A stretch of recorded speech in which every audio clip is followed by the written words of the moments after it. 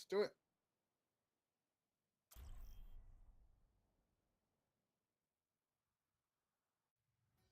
Traveling to Numbani.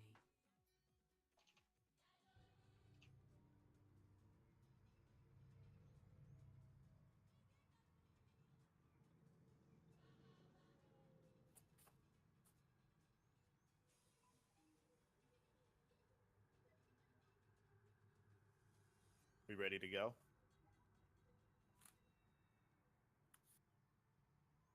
I guess I'm not sure. All right. Oh, okay, okay. Oh yeah, we were waiting for the countdown. Right, we were just waiting for the cue. 5, 4. Okay, yeah. All right, and welcome to the Discord community Throwdown. Labosco here alongside of me, Kenobi, as we are getting ready for a matchup of Blue Rain versus On Fire. And funny enough, right now, Kenobi, in blue is Blue Rain, and On Fire is in red. Another Discord community Throwdown game going on in this very long round robin. Tell us about Blue Rain real quick. Well, Blue Rain, this is my first time going to be seeing this team, so we're gonna have Drama Boy on that Mercy, is one of their main healers. They like the Moira. Then we're gonna see Zekine. We're on this Soldier 76. Parzival has not picked a hero yet, but I believe Parzival is their flanker DPS. We're gonna have Sweets on the Diva, Loch Ness on that Winston, and then rounding it out, we're gonna have Alphak on the Sen. So it looks like Parzival isn't there, so yep, he's not there. So I think so that they're that's why probably we didn't. gonna need the pause to end up happening here. Yeah. And actually, Alright. they're just gonna throw it back and wait for him to get there. Well, Blue Rain has been together for 2.5 months. Their favorite team compositions to run is Mozart and Bach. I've not heard of those ones before. They might be a little bit more nuanced than I've heard in broadcast.gg and things like that.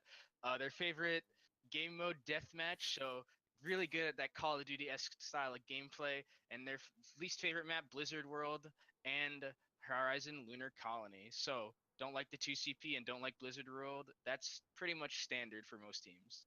So they haven't been together long. They're really big fans of classical music, and they think that they're playing Call of Duty. All right, got it. Awesome.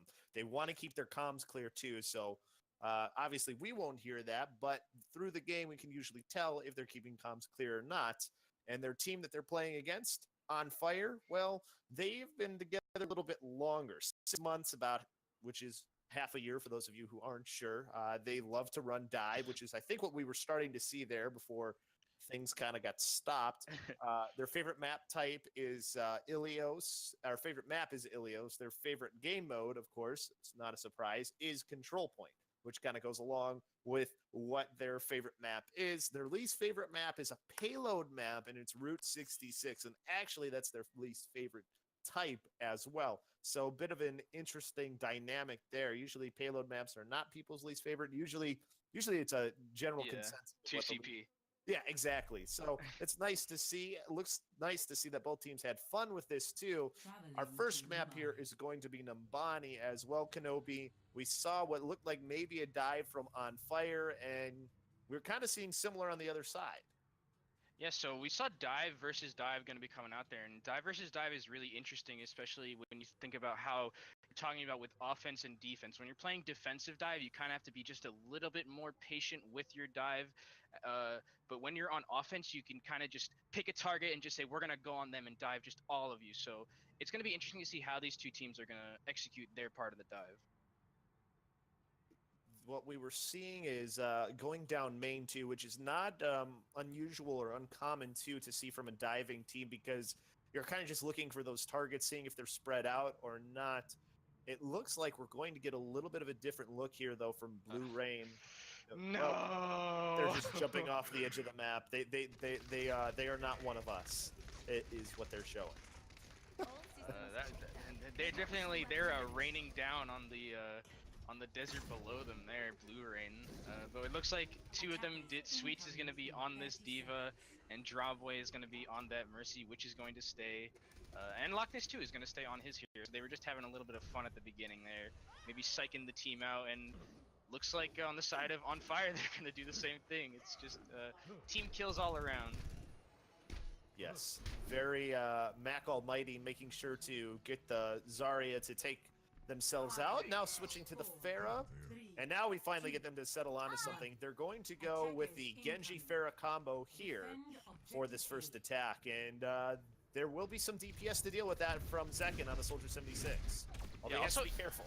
Yeah, also interesting, we don't see a Mercy or any target, or I mean, the Zen is the only healer that can really get Mac Almighty here on this Pharah. We usually always see a Pharah with this, I mean, we always see a Mercy rather with this Pharah, so it's going to be interesting how he's going to play, and he already got Drama Boy, so that's a big pick that they got already.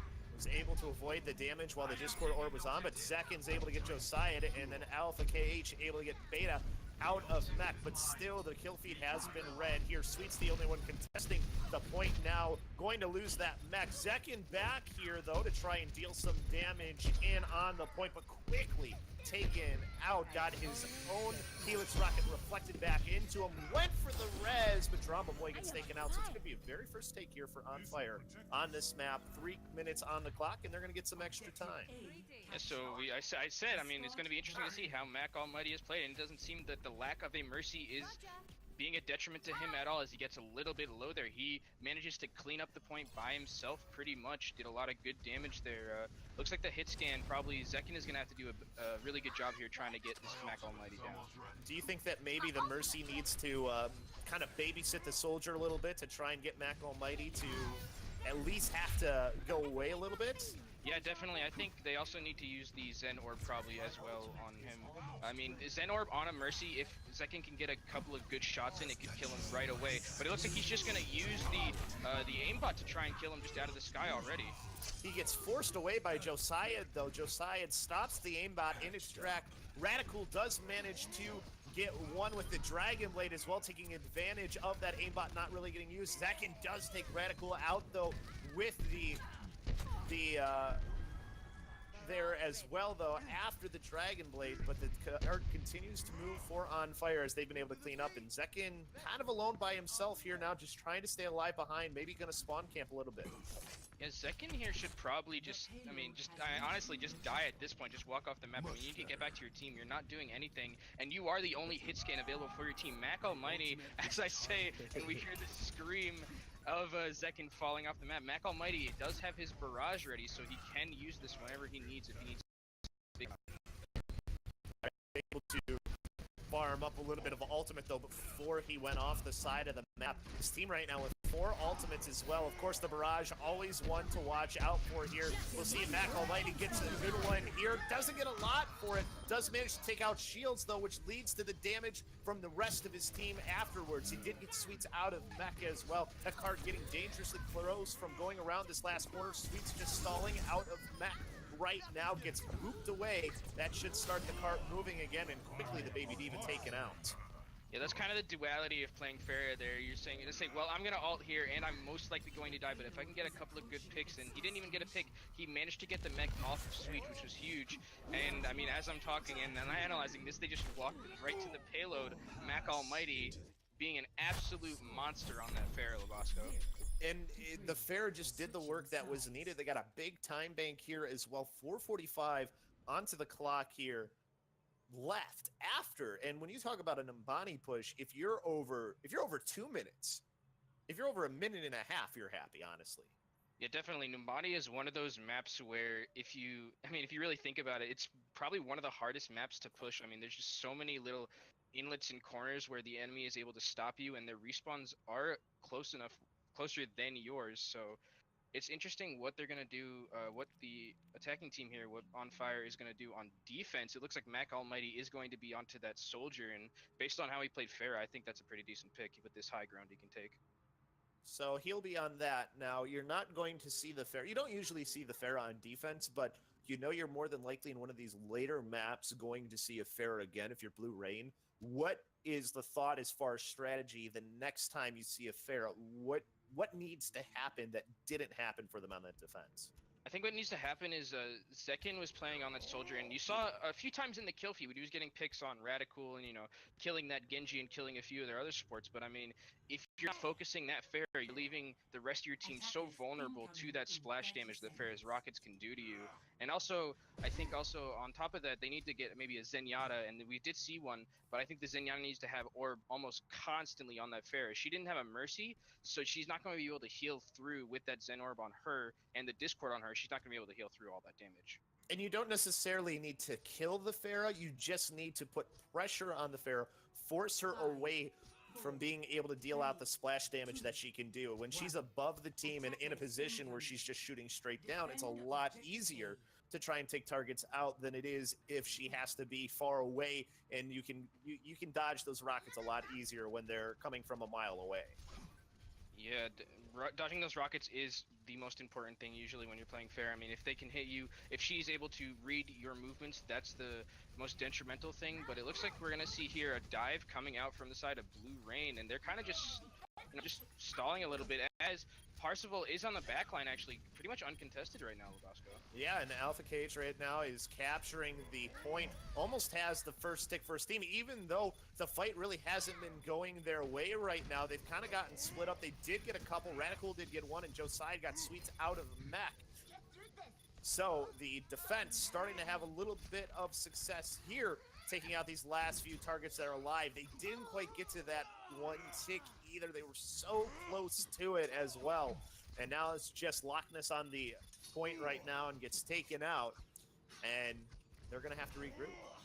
Yeah, and second they're getting staggered just a little bit there. The dive seemed like it was a good idea in theory. I mean, Sweets and Loch Ness were up on the top, but usually Parzival should have, once they one-clipped that Zen, probably should have just gone in, and all the team should have gone in with him, but Loch Ness and Sweets kind of just stayed back a little bit, not diving in with Parzival there, and if they had dived in, they probably would have been able to clean up that point with the dive if it was clean enough. They can bait out some ultimates. They might have some good opportunities because when their ults come up, they might be at an advantage, but it's all about can you bait out the ultimates here. A lot on the other side. Radical with that blade as well, going to be one to watch out for here if he gets a good opportunity, especially with no defensive ults up. But Sweet, it's Heavy J here at the start, drops the self-destruct onto an area, manages to get two, and Drama Boy and Alpha Cage. So Beta able to keep things alive for the defense here after the dive. Loch Ness, the only one left, and he's quickly eliminated by Radical and the rest of the team.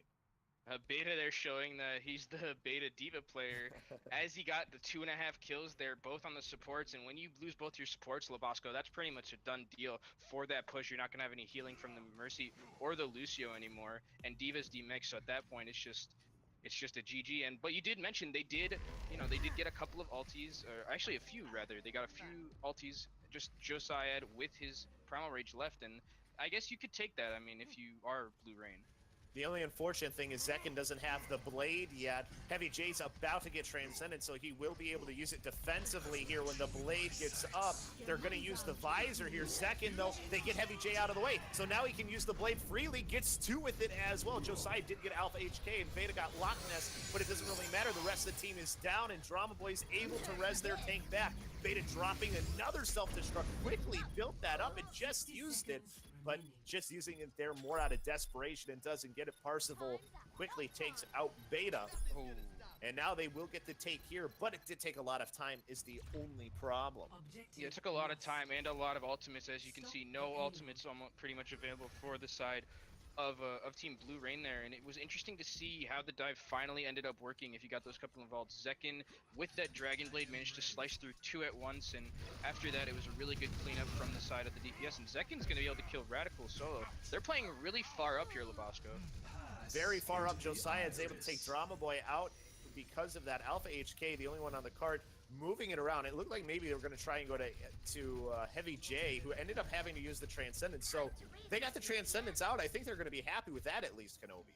Yeah, that's definitely a win. I mean, Heavy J having to pop that Transcendence, he's not going to have it for these next couple of fights, and that's a huge amount of healing that a Transcendence can help you against some of these damage dealers like Parzival and Zekin, who have been doing a really good job so far on these videos. And why is it important? Because they have the Sound Barrier, which they drop right now, although I don't know how many players it ended up getting. Josiah had forced it out with the Monkey getting the Nano boost, so Good job by the Winston there to force that out, and now his team is taking advantage after the sound barrier wears off for the couple players on the low ground.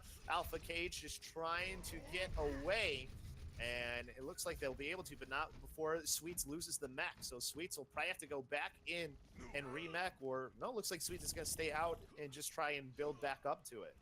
Yeah, that's an interesting decision. You usually would see probably Sweets just go back in and get mech again, or just throw themselves off the point here. But looks like he's gonna just try and be a, his best cool Mac cosplay here and use that Bunny Blaster to his best usage. As the Dragon Blade's gonna come out, double Dragon Blades Labasco here.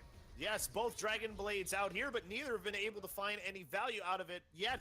Drama Boy gets taken out by the blaster of the Valking Drama Boy. So a good start at least for the Mercy here. Sweets managed to take out Mac Almighty though, so they do lose a bit of the damage here, but it's a very even fight on either side. Winston's both on the cart. Primal Rage going to be popped here by Josiah to cause some havoc in the back line. Alpha HK getting caught out into a KH, excuse me, getting caught out to a bad area, but quickly gets pushed back into his own team. So Primal doesn't take out the Zenyatta, even though it was battered around. Also, he making that switch, by the way, from the Lucio. Mac Almighty, though, in beta, doing what's needed to at least keep this cart from moving, even though there's still plenty of the offensive players left. Yeah, this is one of the respawns we talked about earlier. Is like this is pretty much in the middle of both respawns. You can get the defensive team can get there almost just as fast as the offensive team, so there really isn't a respawn advantage for either team, and it looks like it's just a brawl here on the point that is going on the side of On Fire right now. The only problem is even if they do get this point here, it's still going to be in favor of the defending team. Radical, though, with the Dragon Blade, able to slice down one. Parzival did get too salty in the back line, but there's not enough help from his team to try and take out the rest. They're going to have to regroup here for one last fight. Yeah, this is probably the last fight in Parzival. They're going down to Radical. He's not going to be there for that next fight, probably. If he is, he's just going to be barely there, and they don't have any DPS. That was a huge stagger. Great job from Radical there to hunt out the Tracer, and that probably is going to be it, Labasco. It's going to be on the second Dragon Blade if he can get any value out of it, but here, he's going to try and have to wait that out at the very least. Mac Almighty, though, does get Drama Boy out here, and now here comes the Blade, but it's right into a Transcendence is the only issue. He's not going to be able to cut down anybody through all that damage. Does get Heavy J at the end after the Blade ends, though, but isn't going to be enough for his team. Dashing back into the second, but he's quickly taken out by Josiah, and they will win this first map. Will On Fire, but it was very hard fought. The defense of Blue Rain just wasn't enough, and the defense for On Fire held up just long enough. Yeah, and Mac Almighty here getting the play of the game as he should. He was really a nuisance on this Pharah. I questioned it before on the start. Was he going to be able to do a lot of damage without that? Great job here. These skills, and even when on defense when he wasn't playing the Pharah, Mac Almighty on that soldier was still pumping out a lot of damage, so good on him. I want to remind everybody, too, that Discord community Throwdown has a little bit of a different scoring system. You get 4 points for a win. You get 2 points if you lose but get on the board, which Blue Rain did. So the score is 4-2 if you're going by map points. 1-0, obviously, if you're just looking at just flat maps. So just something to pay attention to. It's important as far as standings and playoff things and things like that later on. So pay attention to that as we go. But like you were saying, Kenobi, that Pharah, we saw the play of the game from it as well. Very big, very important. We're going to see some changes here too, it looks like, from the side of Blue Rain. So some new players coming in here. And honestly, I thought their lineup played pretty well for the most part, just other than the defense. The defense is their biggest issue. Offensively, they played pretty good. But you're probably going to see a Pharah again eventually on one of these maps.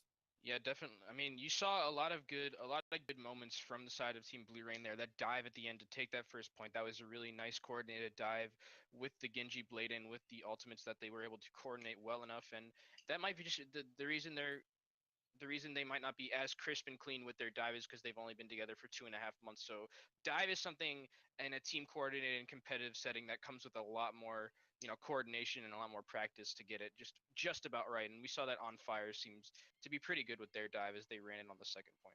And you talked about it at the beginning too, before the match had started. They got a big roster for Blue Rain. We're going to see a couple more of them coming in. Right now, they've got Dr. Frog, Pantsu, King Primo, coming in right now, and probably a couple other ones that'll be coming in. So a lot of switches, Tourney and Bjorn. So names that we didn't see before. So we could get a completely different look from this team now, even though, I mean, well, they didn't really tell us much other than that they like to get some kills and like to play deathmatch. Yeah, so this is their actually. I believe this is pretty much their entire starting roster here. I mean, based on what I'm seeing in my notes, the rest of the people that we have seen so far had been substitutes. But it looks like Dr. Frog and the rest of the people on this team. These are the starting lineup. So maybe we're gonna see something completely different from this version of Blue Rain. And Lijiang Towers, where we're going to next. Now, there is possibilities for a Pharah on Lijiang Towers. So I ask again, what we didn't get too deep into it, but now with a little bit more time, you said that when there's a Pharah, you need to focus the Pharah down and really have the soldier kind of concentrate on that. Does that change when you're on a control point map? I think it depends because when you're on control point, if we're going to like Lijiang and if we end up going to Gardens is one of those maps where we usually see a pharmacy versus pharmacy battle.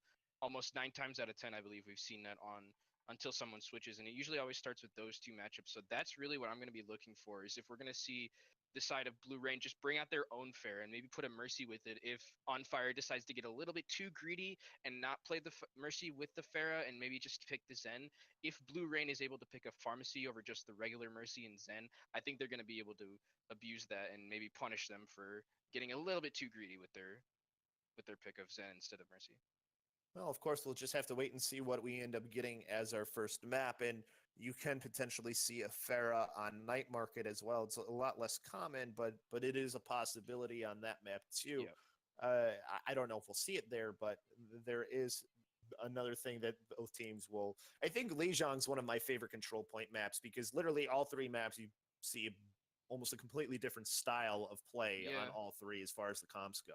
I think you're right about that. I think Lijiang Towers is most likely the best control map because there's just such a wide variety. I mean, you get that first map, you get Gardens. Gardens is just a very open map except for the point itself, and you can just you see like the Far Mercy and stuff, and then you have Control Center, which is just such a down to earth brawl in the room kind of like Zarya, Rhine, Junkrat, like all of these heroes that do a bunch of AoE, and then you have that, and then kind of the ending on Night Market is kind of like an amalgamation of all of the first two, where you can pretty much play anything to any success. Well, as what we normally end up getting, I don't know why it always seems to be the first one, but we're getting Gardens as our first map here. So the Pharah v Pharah looks like it might be something that we get. Well, actually, right now, if things stay the way they are, Bjorn is on Reaper. And Mac Almighty was showing the Pharah. I think he'll go back to it. He's showing us Bastion right now, but I think he's just playing with our hearts. Yeah, I never trust the starting. Like until they walk out of the spawn, I never trust what they're gonna do because then I'll say something like, "Oh, I'll analyze something," and then they'll just switch, and then I'll be like, "Okay, it doesn't matter anyways." They just like to mess with you, Kenobi. Yeah. Is that what you're saying? Yeah, they do. Yeah, I feel personally attacked right now. Yeah, because the Bastion Symmetra strat is one that's talked about quite a bit. That's for sure. Yeah, I mean, if you're Josiah here, you really just got to get on that point and get up the turrets. That's really all I can say. Well, we are seeing some switches here, but we're not going to see the Pharah from either side. Interestingly enough, we're going to see a McCree and a Junkrat, and then we're going to see the Reaper and McCree on the other side. So similar but contrasting styles from both of these teams. Road, Winston and Reinhardt for the main tanks. Yeah, this is an interesting combo. I mean, we usually don't see this too often. We usually, like I said, see that pharmacy, but this is the 10th time out of 10 that I talked about where it doesn't happen. It looks like these teams are just gonna feel each other out here. Bjorn needs to be very careful here because he can get a lot of damage done, but if he gets flashbanged by that McCree, he could go down. And as I say, that Mac Almighty is gonna kill him, and that's no DPS for the side of Blue Rain. Spam is not good when it's in a game. That's for sure. So, unfortunately for him, it also helps lead to his team, and Venard went off there on the McCree, by the way, on fire, and he already has a Deadeye. Yeah, Venard doing a great job here, kind of being his own TF2 Pine right now for the team of On Fire. Mac Almighty is also really close to his Junkrat Tire, which can pretty much win a fight for you if you use it well enough, and Two Salty's almost got his Transcendence, so they are really ahead in Alls here On Fire.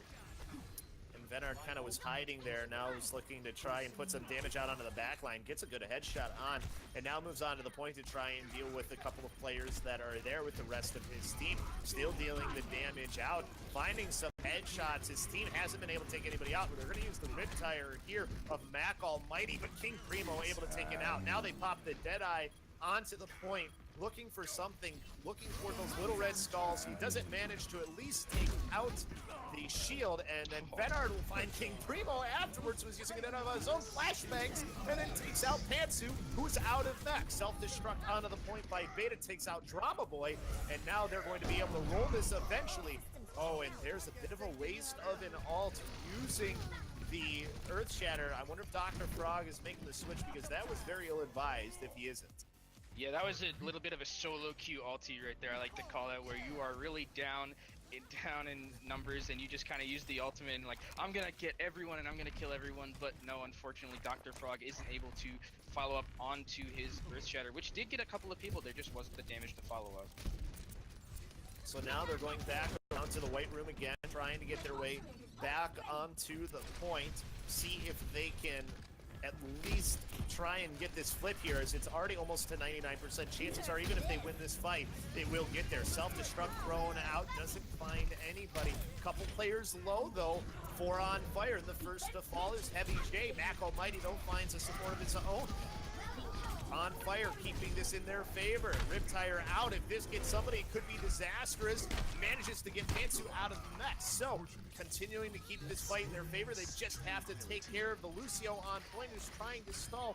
And they can't hold on for too long. Drama Boy taken out, and they will win here on Gardens and go up 1-0 for On Fire. I mean, pretty convincing, I would say, Labasco, this kind of 100% to 0 win there. I mean, Werner, Lude, and Mac Almighty there on the DPS were just doing such a good job. I mean, when one was not showing up in the kill feed, the other was showing up all the time. So great job from them, and they proved me wrong. You don't really need Farah on Gardens, so they did a good job. Renard, Lude, and Mac Almighty.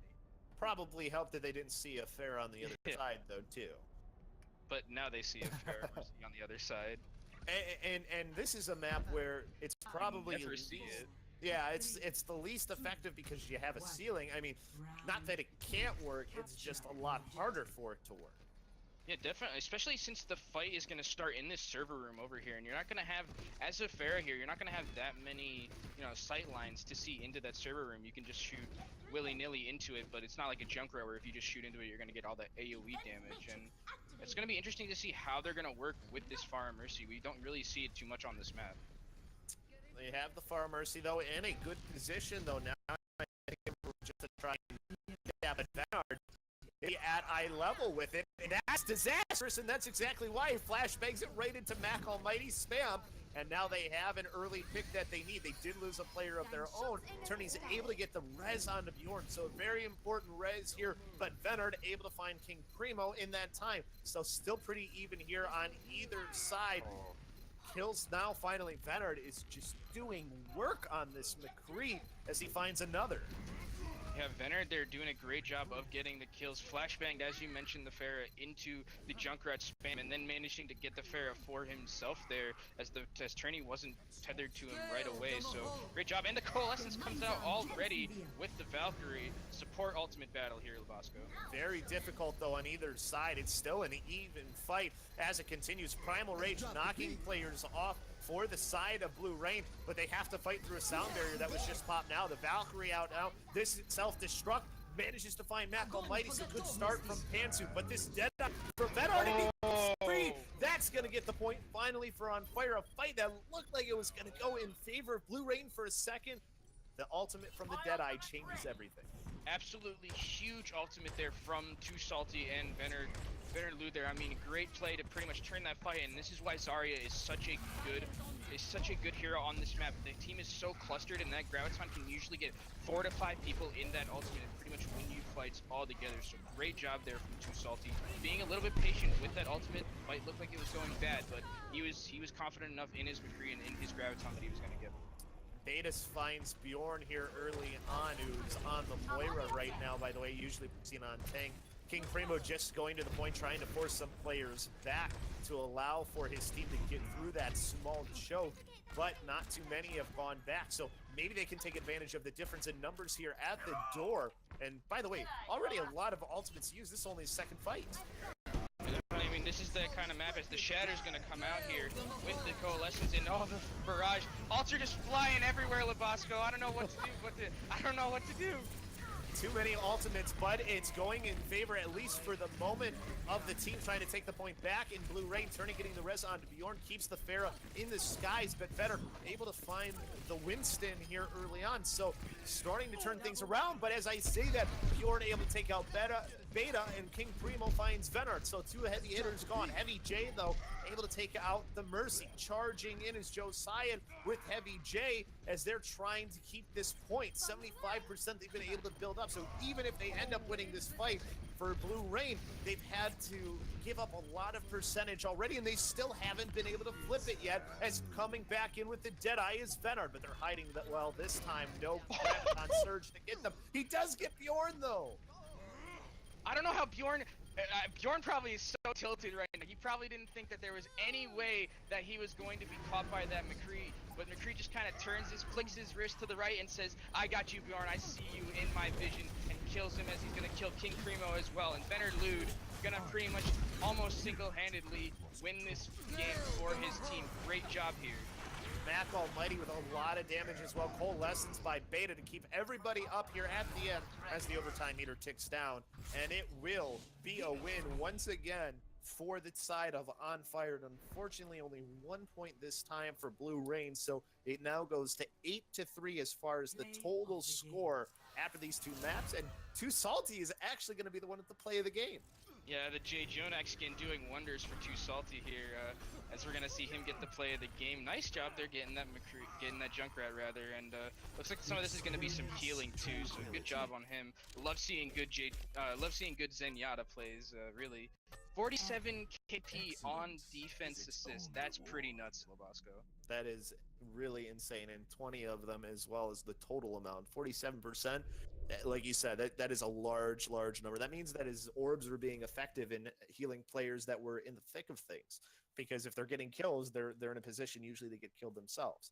So it's cool to see that Kenobi, and to me, that Deadeye, though, into the Graviton Surge was a huge moment on that map, which was super close. Yeah, definitely. It was close up until that point, and I think this is why we showed why the comps in these types of maps are so strong, because we saw the Reinhardt and the Zarya and the Moira and Lucio come out, and the Junkrat come out for the side of Team On Fire, and it was just so oppressive. I mean, unless you're running something almost as similar as that, it's going to be really hard for you to deal with all that AoE damage and all of that, shielding that they have on the side of Team On Fire there. So I would have liked to have seen maybe Blue Rain switch it up just a little bit before, maybe grab a Junkrat for themselves and maybe get off the Pharah as it wasn't working. It seemed like Vernard Lude had his number, Bjorn, on that Pharah. So maybe next time maybe just switch just a little bit sooner. And Bjorn stayed alive for a while, but like you said, maybe just not as effective as they would have liked. It's a hard point to try and have the Pharah be extremely effective. I would have loved to have seen it, though, on Gardens. I was hoping we were going to, and I mean, Bjorn did show us some good Pharah play is the only thing. So it's not like it was completely a lost cause, but like you said, as far as map picks goes, maybe not the best place to play it. Yeah, especially because you don't have that infinite skyline, right? And you can't basically go up all the way to the skybox and abuse the fact that McCree's bullets are going to have fall-off damage on you. So if you're that close, McCree in a couple of headshots is going to kill you basically in a couple of shots. So really would have liked to have seen it come out on, as you mentioned, the Gardens map. As it looks like, speaking of maps, we're going to be heading to Dorado next. So what do we look for here on Dorado, especially with what we know about these two teams and what we've seen from them up until this point? Dorado is a map that you could see Farah again. There is some room to play her on those first 2 points. Do we see Farah again? Is that what we should be looking for? Do we look for more McCree from Venard? What is it to look for here as we go into this third map? I think definitely look for the Pharah, probably on offense coming out from Blue Rain. I mean, we did see, as you mentioned, a few highlights, a few good plays that were coming out from them. I would like to see it on a more open map, as you mentioned, but on the side of On Fire, they hate payload only maps. So Dorado being a payload only map, this might be one of the times where Blue Rain can abuse that fact to their advantage. And this is the thing too, things can change quickly here as far as the way that the points are going. If you can full hold On Fire and then win the map yourself, that's a 4-1. That just brought this game a whole heck of a lot closer than what it was. Because like we said, right now it's 8-3. Well, if that happens, it ends up going to a 9-7 situation. So another map win, and they could be back out in front if they were to hold them fully once again. And I think that's kind of the cool thing doing the 4-point system is there is a chance, even though, because normally it's just you get a point for if you win the map, you don't get a point if you lose. This gives a little bit more room for ties to not happen, and that's always a good thing. Yeah, ties are usually something you don't really want to see in Overwatch. You like to see someone win and someone lose. Even in traditional sports like soccer, football, hockey, you really just hate seeing ties. It feels like everyone's kind of a loser at that point. So hopefully, as you mentioned, we might see a little bit more of a competitive game here. They've been pretty close in terms of play, but the score has been a little bit on the side of On Fire right now. So we're going to see On Fire on offense again, and well, it looks like they're going to show us maybe a Pharah. Mac Almighty teasing us with it, and we saw his Pharah already, and he played a pretty good one. So if we do get to see his Pharah here, it looks like they're going to go very similar to what they did on Nimbani. Yeah, and I mean, I guess if it's not broke, don't fix it. I mean, the way you saw it played on Numbani, it was pretty well, even when they got to that payload stage. So it looks like they're just going to decide to play their comfort picks here. Mac Almighty going to be on this Pharah, and Bernard Lude, as we saw on that last map, on that McCree, can do a lot of damage. Now for the defensive side, it looks like they're going to go maybe with Junkrat Soldier 76. So, of course, we saw them have a Soldier last time. It was a little bit of a different team look as far as players. So maybe they can deal with it a little bit better here, and they're going to go Moira Lucio for the support. So they won't have that Discord orb for the Pharah, but they do have the Soldier, and they do actually, they're going with, looked like they were going to go with the Arisa, but they're going to go Reinhardt. I'm also really shocked that I'm not sure if Heavy J and Too Salty are going to stay on these supports right now, but I'm shocked that they're not going to pick something like a Zen or an Ana or a or a Mercy rather. I mean, as I say that, obviously Too Salty's going to switch over to Zen, cause that's just how it works. But it's a good thing he's going to play on the Zen, because if you're Zen, you can just you can just throw your orb onto that Pharah, kind of throw it and just leave it on her. Know that you're going to be doing some good healing and making sure she lives. And I think that you had the Moira ball trick here at Dorado happen early on, so a little bit of damage. I think that's just the reason why Too Salty did it. And Bjorn, though, with the early pick on a Heavy J, so good start here for the defending team in Blue Rain. And definitely you're going to lose your healers, so just be very passive with this attack here. Mac Almighty's going to try and flank with the rest of his team, and it looks like they're going to be able to push them back, even though they did get picked off first. A little bit of a a bold offense coming out from On Fire. They're going in 5v6. Not very worried at all. Mac Almighty was very close to getting taken down, but gets out of the way and gets back to full health and is now dealing the damage back out. Card is stuck though right now in the choke, but Venard with the first pick. It's Bjorn here for this fight. So now things maybe turn around. Turney though getting beta out of Mac can maybe keep this at least a little bit even. But as I say that, Too Salty and Mac Almighty doing the work that's needed to be done. Yeah, King Primo goes down there, and that's going to be probably the point here coming out for the side of Team On Fire. Mac Almighty is going to be absolutely ruthless on this fair, going to push them all the way back. No one's going to be able to contest him, really, if he stays up in the air well enough away from the Junkrat. So good job from them to get to, with their target selection, onto getting King Primo off that Soldier. Bjorn, too, with that late pick, though. That will help out a little bit to slow this down, maybe just a hair. But with that quick spawn to get back, Venard's going to be able to get right back with his team really fast.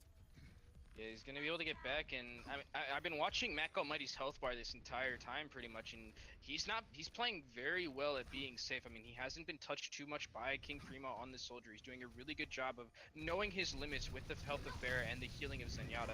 So that's really nice to see as he's gonna dive in here against the Coalescence. That actually might be detrimental as that is a pretty long range, and King Primo finally is gonna be able to take down the bird. Not only does he take him down, but he takes him down with a Helix rocket out of the air. That's impressive. Now pops the visor, does Primo, finds Too Salty. But this team, even if they end up losing this fight, they're going to be okay with any ultimates they take out. Burn. As the Deadeye comes here from Venard from behind, but he gets nothing out of it now, just trying to get back to his team. Mac Almighty doesn't get revenge, but Dr. Frog finding Venard, so they're getting staggered here a little bit, but they're gonna push in anyways. Oh, and killed before he could use the barrier was Drama Boy, so that's a loss of an ultimate.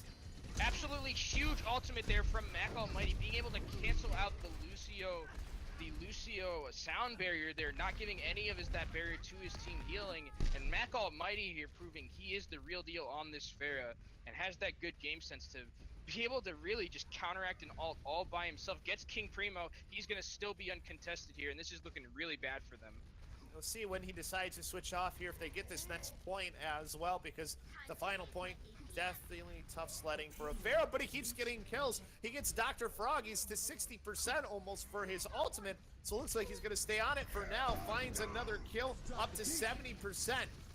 Pushing his way in further as his team continues to push forward. They're going to get this through the doors real easily, and Josiah jumping and Goomba stomps King Primo and then takes out Panson. Yeah, Goomba stomps him, and you hear the little ding from Mario as he jumps on him right there. Mac Almighty, though, still just on this Pharah, not worried too much about the height restrictions on this part of the map, and a pharmacy coming out from Bjorn and Trim. Maybe if Bjorn can land a couple of direct rockets onto Mac Almighty, they might be able to get her out of the sky and, you know, stop the push completely from the side of Team on Fire. Well, Dr. Frog getting Too Salty is a good start, but Josiah finds the Zenyatta on the other side, so both Zen's gone here. The High Noon doesn't get anything, but Josiah in the primal range gets Primo, and then Turney taken out by Venard. So now you have a flightless bird pretty much in Bjorn, who gets taken out by Josiah, and that's going to allow this card to move after they take out the Diva here. As they move around this final corner and are pushing here with another great time. Jumping in out of desperation is Dr. Frog. King Primo ulting from behind, but he came off the high ground. Venard took him out. Why did you come off the high ground? King Primo could have stayed on the high ground there and done so much damage onto the back line, but he decides to jump down, and Venard is there with his flashback, stops the ult and caps him right in the head, unfortunately, for King Primo. He's going to switch over to the Genji and try and get back on this point. The spawns, though, really strong here from the side of Blue Rain. The respawns coming in. King Primo on the Genji, able to find 2 quick kills as well. So ended up that switching off beneficial, and he's already halfway to a Dragon Blade. Now it's the tough position here for On Fire. They had so much momentum, and now it's all gone, evaporated, because they got stopped short, and this is one of the hardest points to take.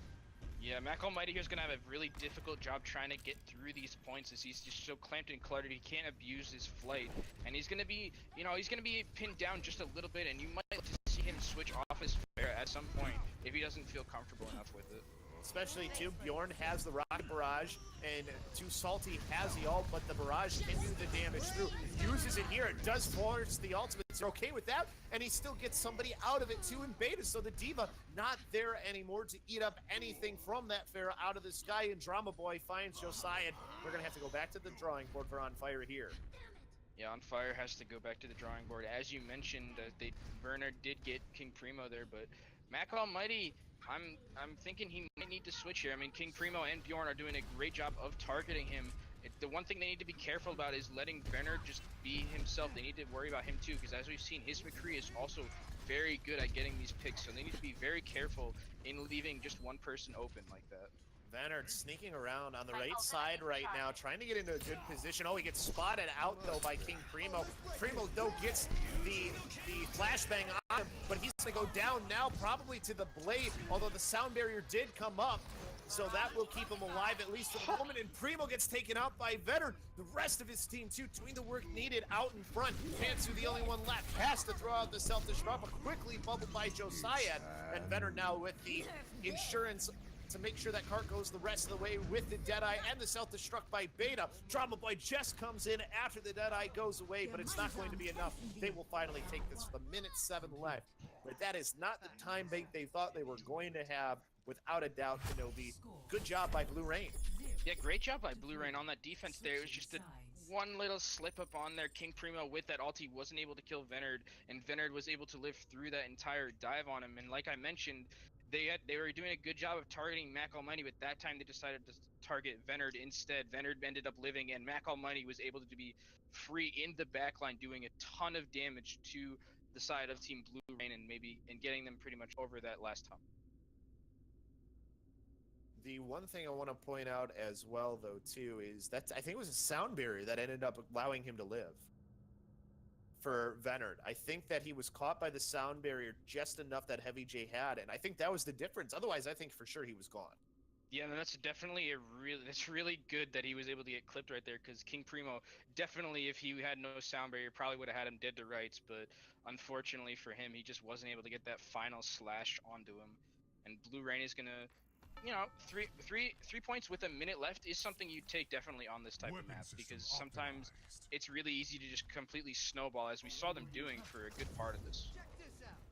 Now the question becomes, of course, too, what do they do here? And it looks like they're going to have Bjorn on the Pharah again, and Bjorn did do pretty good on that Pharah on that final point to take on the Pharah of Mac Almighty. Mac Almighty, by the way, is going to be playing Moira now.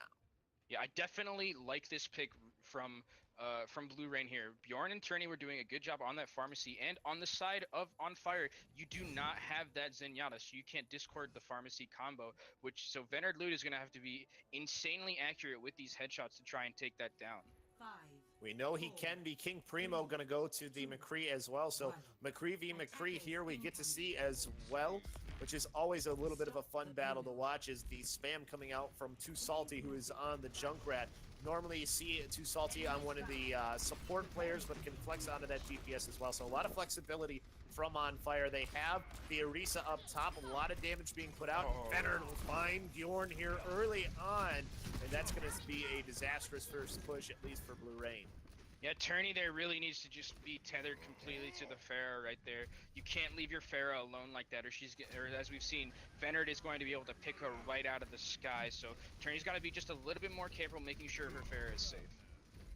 Bjorn back into the fight, though, here. They're still able to push that card up, at least to the choke.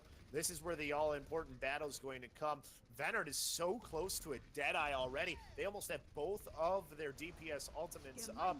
The Valkyrie up for Turney as well. So they're going to Valk in here to keep a little bit of extra healing in as they look to dive that back line. Dr. Frog, though, gets taken out. Out comes the Riptire as well. Bjorn does get Heavy J in that time. Too Salty looking for somebody. Finally gets one. And then Venard gets 3 with the Deadeye. What an ultimate there from Venard again. Yeah, Venard, they're getting another triple kill with this Deadeye. He seems to have his shots ready and loaded and ready to go. But I mean, on the side of Team Blue Rain here, you gotta just let your pharmacy know that you guys need to stay together all this time. I mean, we saw Turney there pop a little bit too early. They really had to read going with all his teammates not going in, so they gotta be really careful in how they're playing this pharmacy. They do have the Coalescence, which is going to be popped actually right away to initiate this fight. Self-destruct here behind the Orisa barrier, but it's not going to find anybody. Everybody able to get out of the way quick enough, and Drama Boy falls afterwards. So fight going in favor again of this defending team. They're having a lot of trouble at this choke. Bjorn just not getting the damage out that you want from the Pharah here, but now they have a Transcendence that they're going to push in with. But Too Salty finds King Primo in the meantime and gets another tire and takes out both supports. Yeah, Bjorn here, as you mentioned, not doing the damage he needs to be doing, only 80% to his first barrage, I believe, and now he is going to decide to switch over to that Junkrat, and I'd like to see maybe Turney switch off into something maybe like a Lucio or a Moira, something that there's a little bit more AoE healing, because right now they're getting absolutely chunked by this Junkrat. Bjorn has gone to Junkrat in response as well. They still do have the the Mercy, and do have the Valkyrie available here, but Drama Boy falls to Too Salty again. So Too Salty and Venard, the 2-star DPS players for this team, have been doing the work needed. Turning will be able to res Drama Boy, but can't res Bjorn. And now another High Noon finds Drama Boy again, who just got back up from the res, so they're down one support. Oh, King Primo though gets a huge pick on both the DPS. Those are the main damage dealers for the side of Team On Fire. They're gonna need to. They're not gonna be back for this next fight. And if there's any chance that Blue Rain has, it's right now. See if they can push in on it, but the only problem is Josiah and Beta doing the work on the tanks as they're able to get Turney at least out of the fight. They also got the Diva out of mech as well, so that is huge here. Beta has to. Sorry, not Beta. Pansu has to build up back to get that mech. And that'll allow for the DPS players to get back for the side of On Fire. Yeah, they're gonna have to go in here for Blue Rain. They have to go in with their Valkyrie right now. Trini cannot die. She's very low, but if she dies, it's going to be absolutely horrendous for his team. And the Tire's gonna come out and try and find probably one of the supports or the DPS here. Oh, it got him! Finds Turney, who just was Valkyries for the Valkyrie, non-existent as the team trying to hold on here, trying to get back onto those Blue Rain. Dr. Frog and Pansu, the tanks left on the cart right now, doing what they can. Drum Boy just taken out afterwards, trying to rush back, but Venard with another Deadeye just will take out the baby Diva, and now they'll force their way towards the rest of the team, and that'll be another map win here on Dorado for On Fire, as they don't even allow for a point to be grabbed by Blue Rain. Yeah, On Fire here. I mean, Too Salty and Venard are playing absolutely out of their minds so far on these maps, as we've seen these two DPS players go absolutely buck wild on the team of Blue Rain, setting them all on fire basically. As we're gonna see this High Noon, the triple kill again, wonderful triple kill. The timing of it too was just a half a second longer, and the Mercy's out of the way and isn't going to get taken out, and the Diva had to go away because the Diva was at 1 health. So just perfect timing from an Inventor getting one of the cards there as well, deservedly so. But another really good map here for the side of On Fire as we now head into our 4th map. And I mean, you know, Blue Rain has put up a good fight, but I think the thing is just On Fire has been impressive. Yeah, On Fire's been impressive, and it seems a lot of it is coordination based. I mean, we saw them try to bring out the pharmacy there, and it didn't seem like both Turney and Bjorn were on the same page. It seemed like they were just, you know, Bjorn was flanking around by himself, and when you're playing pharmacy, you really have to commit to being, you know, you have to commit to being tethered to each other pretty much. So I'd like to see them maybe just up the communication just a little bit more. I think that was one of the things too that Blue Rain said they wanted to work on was clear comms. So that just kind of goes along with what they want to be working on, and you know, it's something that they get to at least look forward to. And it looks like our assault map for today is Temple of Anubis, so potential for more Farah here, possibly. Not necessarily though, but it is something that we could see. But Temple of Anubis is a map where you can see a couple of different things, and then the second point is just difficult. Yeah, yeah, the second point is definitely difficult, especially when you just have the enemies trickling in. It might not be as bad as something as Horizon Lunar Colony, but it is still pretty horrendous to just sit there and keep watching enemies trickle onto the point, and then they get a couple of picks, and all of that work you've done for that last point is completely null and void at that point. But I would maybe like to see the Pharah again. I mean, we saw it from Mac Almighty, and he did a really good job. And it doesn't seem like Blue Rain is really. Actually, no. Is Mac Almighty on fire? Yeah. Okay. It doesn't seem like Blue Rain is the colors switch. That's why. It doesn't seem like. It doesn't seem like Blue Rain was able to deal with it last time, and he didn't even have the Mercy. So I'd like to see Mac Almighty bring out this Pharah again on attack.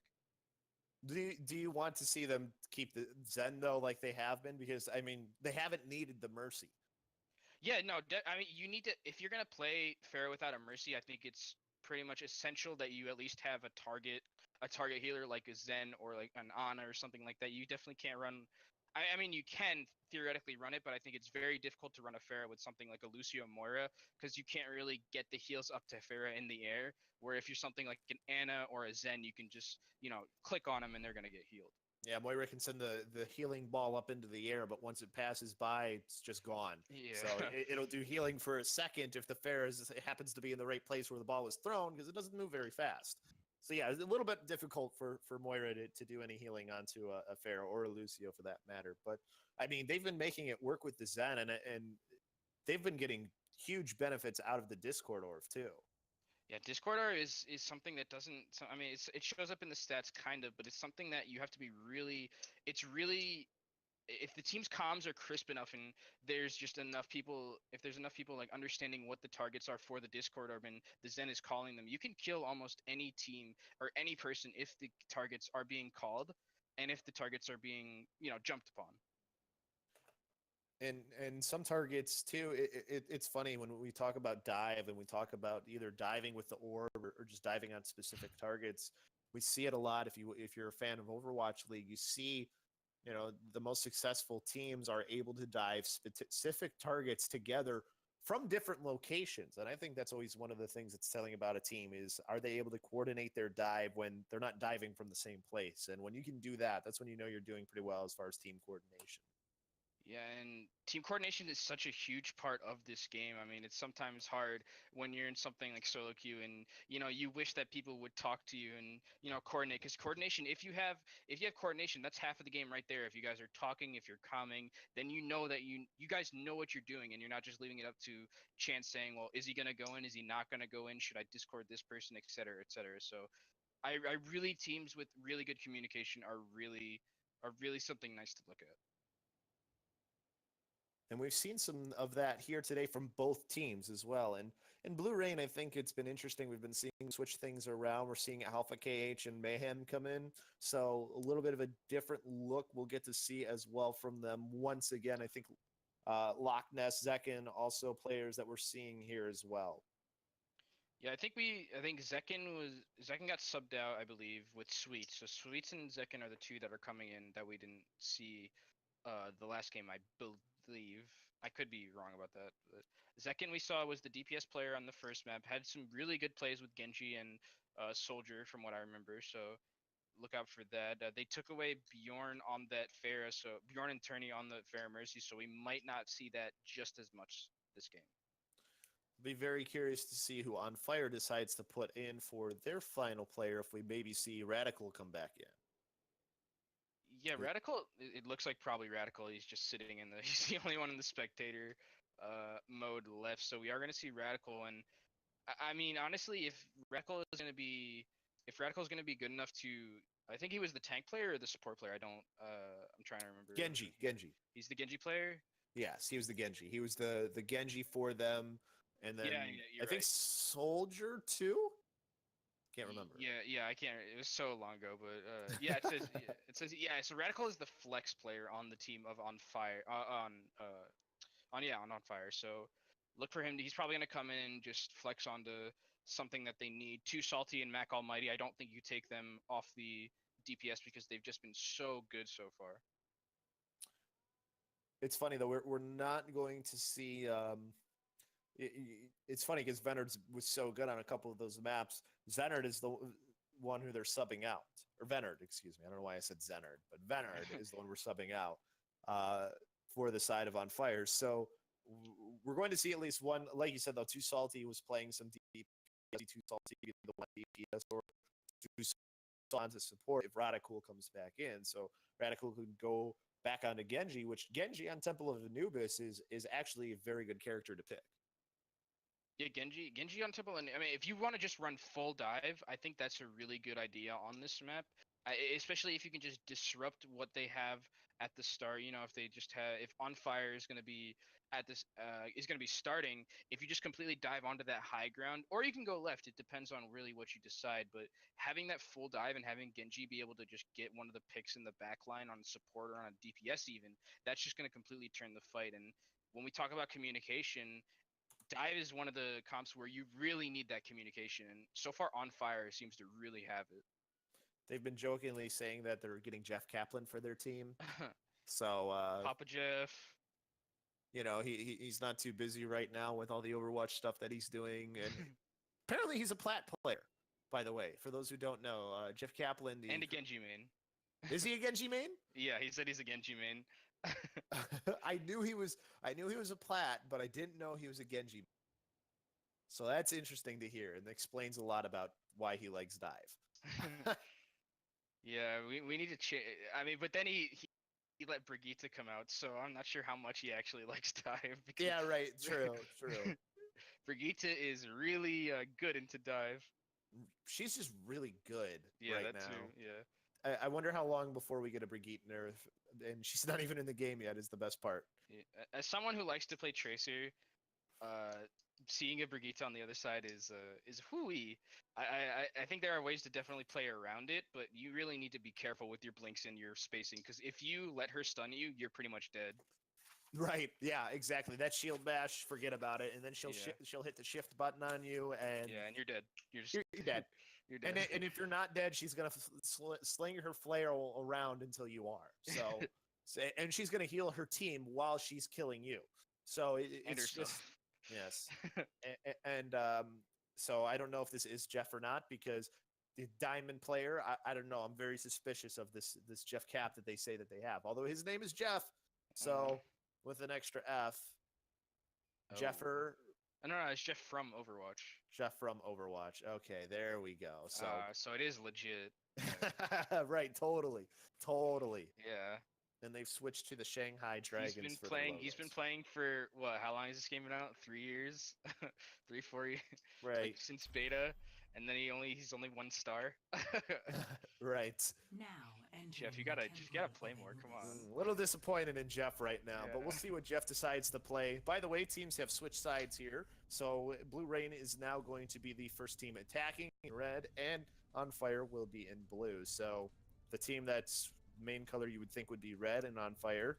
Yeah, that's gonna is- screw us up so hard.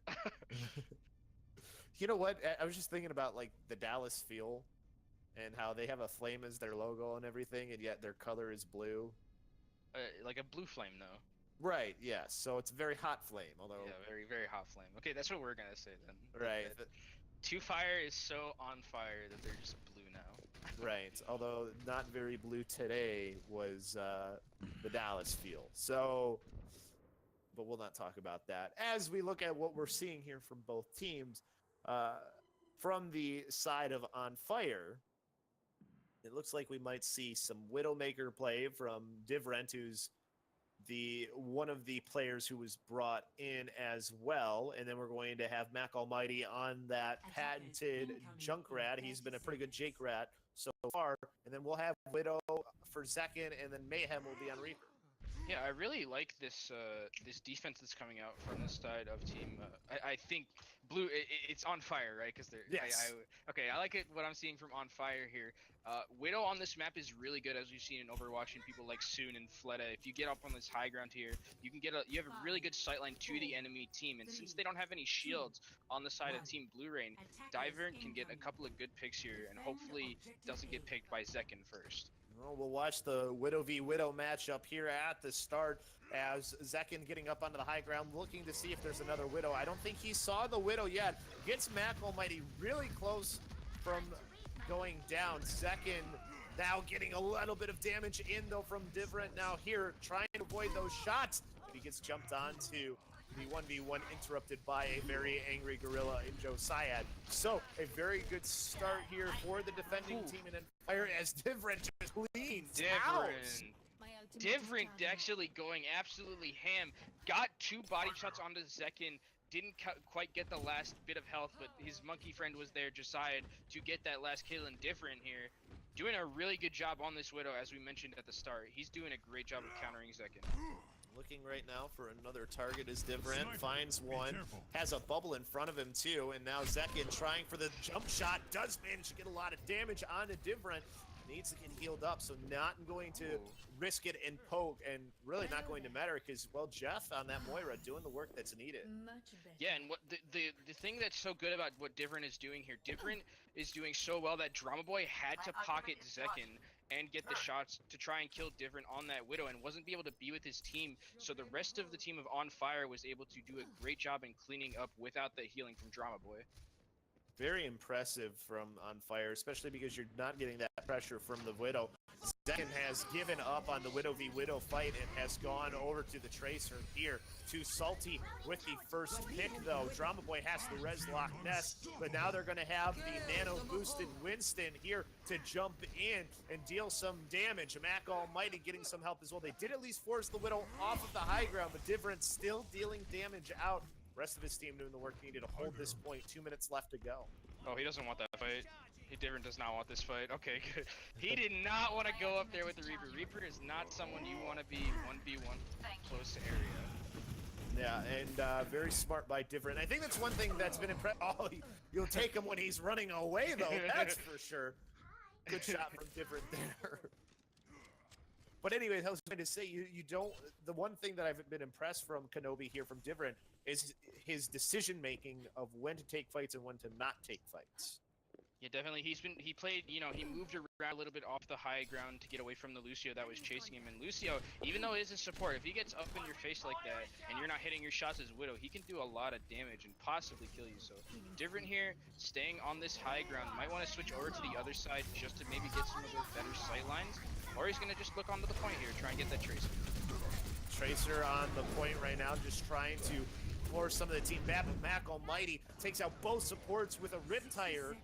Mayhem, though, countering with getting a Mac and the Moira. So chance here for the offensive team if they can clear the point. Sweets finds 2 in Josiah and Beta. Different, though, still taking out players. Too Salty and Mac Almighty combining to get Sweets out of Mech and Loch Ness. So still a chance here, though, for the offensive team. Anna having to hide here. Too Salty gets spotted as Alpha KH does the work needed, and Different finally taken out by Drama Boy. Drama Boy there said, screw this, I am going to kill this Widow, flew right up to her, into her face in Valkyrie, and just used that blaster that does a surprising amount of damage and was able to kill Different, as Different finally is going to fall here. Gonna be on this high ground now, gonna try, still has a lot of good sight lines, but they're just gonna run right in here this side of Team Blue Rain. They went in on the defensive ult of Alpha KH, but Beta able to take out 2 after it ends. Mac already had a Riptire or 2, and now Coalescence here to deal more damage. Second, though, got Different with a nice pulse bomb, but it's not going to matter. That was a actually insane pulse bomb there from Zekin. I mean, that was the Kobe pulse bomb. He kind of just threw it up in hopes that he was going to be able to get Different, and it managed to stick. Huge play there coming out from the side, from Zekin rather, but he just wasn't able to, the rest of the team wasn't able to follow up. Just how he planned it, though, right? He does switch to Genji. So we'll get to see some Genji on Genji action here, and Zekin gets dashed right into, almost gets taken out, but gets healed up by his Mercy here. Both teams not in the best spot as far as ultimates. You do have a couple coming up, though, for the defensive side. Yeah, definitely. With these ultimates, you're going to look to see how they're going to be able to be used on the defense. I mean, Josiah will probably just save his up until that last team fight where he's going to be able to get all that 1,000 health and, you know, be a really nuisance to the team, booping them off and disrupting them. But they need to really look out for Betas, too. Beta with that self-destruct. Mac Almighty with the first pick here early on after, well, sorry, Drama Boy with the first pick on to Jeff. But Mac Almighty and Different doing some damage here as they push onto the point, though, offensively for the side of Blue Rain. Self-destruct here doesn't get anybody, but it forces people away. They're very close to that first pick, trying to come back out onto the point is on fire, but Blue Rain, too many players there. Second able to dash through Beta. Different has Dragon Blade here. See what it can get, though, is the biggest thing from, and not able to hold it at the side. As now Different will pop it here. Ends up dashing in, looking for 1, gets 1. Coalescence able to get 2 as well, so the defense will give up a tick, but they were able to hold on. Zekin popped his blade maybe a little too late. Yeah, Zekin there did get a couple of kills onto the supports, but he was a little bit too far into the team of On Fire there, not being able to do exactly what he wanted. Different's going to try and chase him down and get that stagger, but just barely manages with those to miss with those shurikens. Do you think that that's maybe a blade he wishes he had back, though? Because it ends up being a waste in that fight. Yeah, probably. I mean, if he could go back and, hindsight's always 2020. I definitely think Zekin probably wants that Dragon Blade back because there are no support ults now on the side of On Fire, so he would be able to do a lot of damage. Just a self-destruct here, and Beta doesn't even need it. Doing the work needed, gets Sweets, and then takes out Alpha K. The rest of his team following along. Mayhem here, though, with the EMP to try and swing things back in their favor. But it looks like it's not going to matter, as having to regroup will be Blue Rain. Good call for the regroup, though, as they were down quite a few players. And then, ooh, the stagger onto Zekin. Yeah, that's not a stagger you want to have if you're Zekin. You're going to have to wait a couple more seconds on the side of Team Blue Rain here. But, I mean, great play coming out from the side of Team... I mean, Beta has held onto this self-destruct for a very long time, so the patience coming out from On Fire with their ultimates, I really like seeing that. And already very close to another Dragon Blade is different as well. He's got a 20% advantage over Zekin. That's always something you have to look at when you have the Genji v Genji, is who's building the blade faster. Well, right now it's different, as he's already almost up to it. And Zekin gets taken out. That'll allow for the blade to be used here again by Different as he goes slashing in towards the tanks. He's able to get Beta out of, or he's able to get, with the help of Beta, Sweets out of mech, and the rest of his team cleaning up with 25 seconds left to go.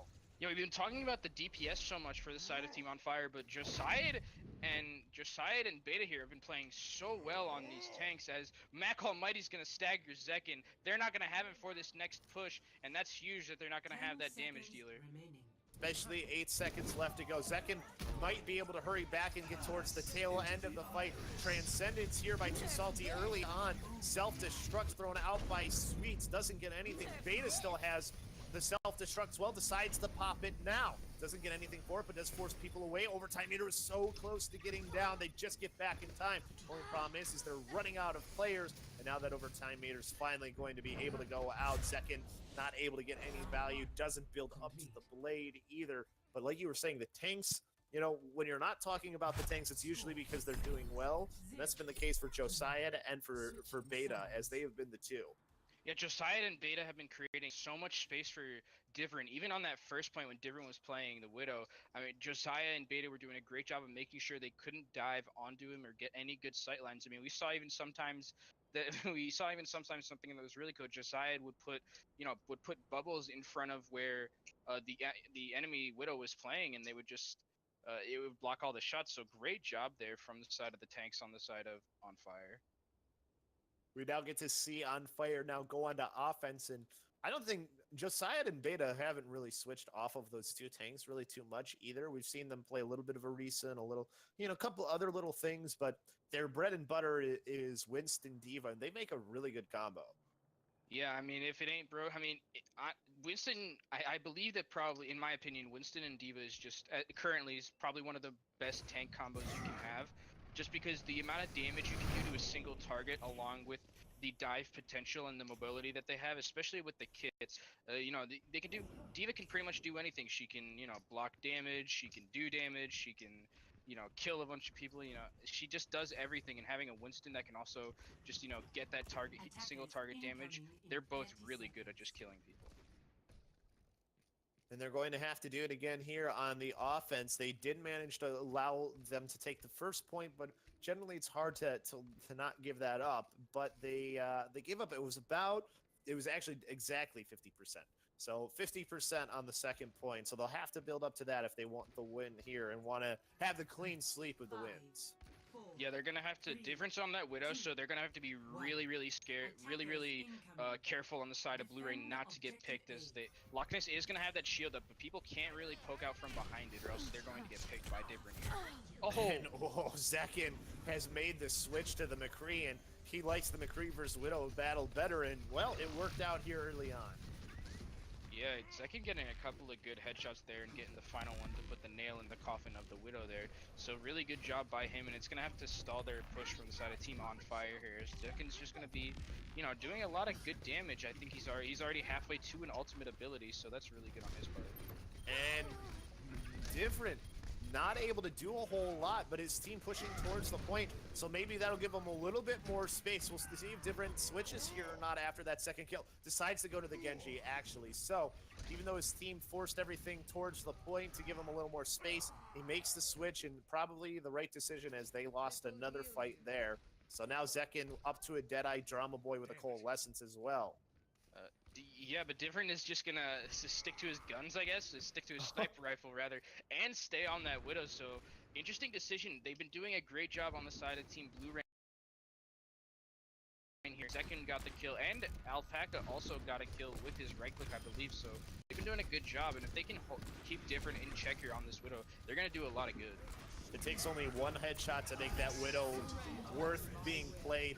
Getting very aggressive with the Widow right now as well. Gets a headshot onto Zekin, but Zekin gets a headshot of his own. So both of those VPS players really low right now. But on the point, the battle going in favor of On Fire, at least for the moment, as they're trying to get onto the point, but they're being forced off here for the moment by the D.Va and the Moira.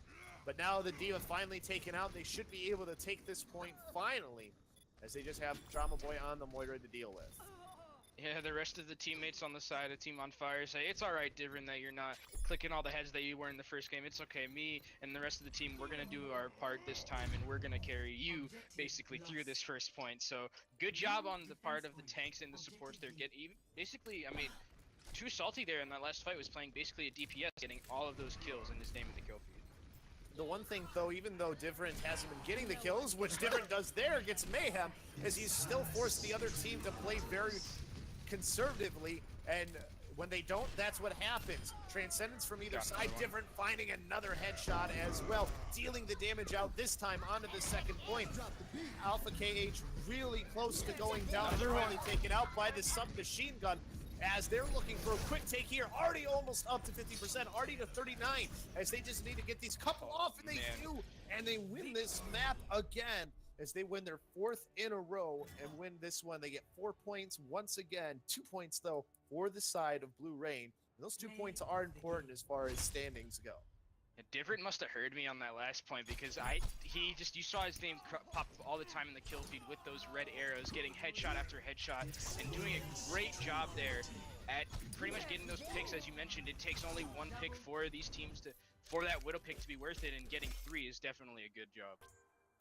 Very impressive stuff from the side of On Fire. And for Blue Rain, I mean, it was just, they had so much to deal with. The tanks and the DPS were just playing so well for the side of On Fire. And you know, there's another position too that when you're not talking about it, it's usually because they're doing their job really well. And for On Fire, that's their supports. Their supports played outstanding. They were keeping players up. They were, you know, we talked about having the no mercy for the Pharah, and the only way you can do that is when you have a good Zenyatta, and that's something we definitely saw from On Fire. Yeah, and I like how On Fire, it was basically a whole team effort. I mean, and when one person we were focused on wasn't playing, you know, as good as we've seen them so far, another person like Josiah and Beta, they would take over the reins of getting, you know, all the good plays. And then it was also Too Salty on that, you know, on that Zenyatta doing a great job too. So I like how it was just an all around well-rounded effort. And I am going to be happy to see more of On Fire in the future. Definitely am, and I think that Blue Rain still has a lot of room to grow. We talked about how they've only been together for 2.5 months here so far. What needs to happen for this team, though, to continue to improve? Because there's definitely some signs of some really good stuff. I mean, Zekin taking out Different at the beginning there was pretty awesome. Almost won another battle with Different after that when Different came back onto the Widow. And the rest of his team just ended up falling, so it didn't really matter. But what needs to happen for Blue Rain the rest of the way? I think Blue Rain needs to just hanker down a little bit and work on their communication slightly. I talked about it before on Dorado, where, you know, Bjorn and Turney were playing that pharmacy, and Bjorn kind of just was by himself, and Turney wasn't really healing him that much. And against someone like Mac Almighty, who was on that tree, headshot after headshot after headshot, getting this fair down in 2 to 3 kills. That can't happen when you're running a pharmacy. So I think just communication would be the name of the game for me for Blue Rain. Yeah, they definitely have the technical ability. I think that's the one thing to point out, is that there's definitely, their tanks are pretty good. We saw Sweets make some really good plays on the D.Va too. And then just a lot of things that we're just not quite there. And Loch Ness is a pretty good Winston as well. So they have the ability. It's just like you said, just putting it all together. So it's that's one of the other things that's fun about this is, improving. Playing against teams that are better than you is one way to improve, and that's something that Blu-ray gets to do here. And for On Fire, well, they've switched the logos to the fuel now because I guess they're on fire. But it's it's been a fun one, Kenobi. Appreciate doing the game with you as always, and Yeah, me too. of course, thanks to everybody with the Discord community Throwdown. Of course, be sure to tune into all of the games that are going to be going on. This round robin lasts for quite a bit before they kind of have a playoffs that'll come afterwards. The other thing, too, thanks to D-Row, who's been doing the recording for this as well, has been our producer for the game. So thanks to him as well for taking the reins and doing everything that is needed there. But I think that's going to do it here for us. Until next time. Bye.